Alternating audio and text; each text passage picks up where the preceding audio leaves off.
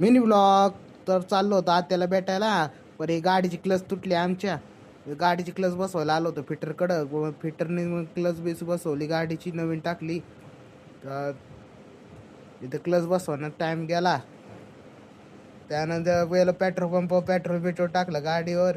गाडीमध्ये मग निघालो आम्ही आत्याकडं. आत्या आमचे आजारी, खोकला बिकला येतो ले. आत्याकडे निघालो. इथं रस्त्याला पहिले, इथं रस्त्याला बांधकाम चाललंय. त्यानंतर थोड्या वेळाने आम्ही खोडबावमध्ये पोचलो. खोडबावमध्ये आज बाजार सुद्धा आहे. हे का इथं बाजार आहे खोडबावचा.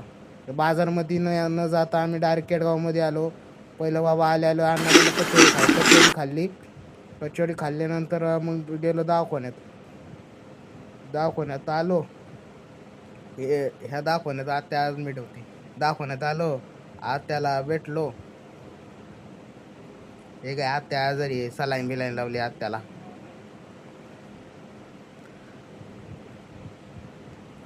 त्यानंतर इथं आलो आपलं ऊसाचा रस प्यायला.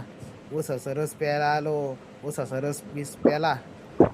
चांगलं गोड बीट लागला ऊसाचा रस प्याला. त्यानंतर आपलं आलो आत्यासाठी राईस प्लेट घ्यायला. त्यानंतर आत्याने खाल्लं पिल्लं. त्यानंतर डिस्चार्ज मिळाला आत्याला. आत्याला डिस्चार्ज मिळाला. आत्या गेली मग त्याच्या घरी. त्यानंतर आम्ही आमच्या घरी निघालो. होतो. इथं खोडोबाच्या बाजारात थांबलो कलिंगड घ्यायला. इथं कलिंगड मिळायचं 100ला 5. त्यामुळं पप्पा थांबले. पप्पा म्हणलं चल कलिंगड घेऊ.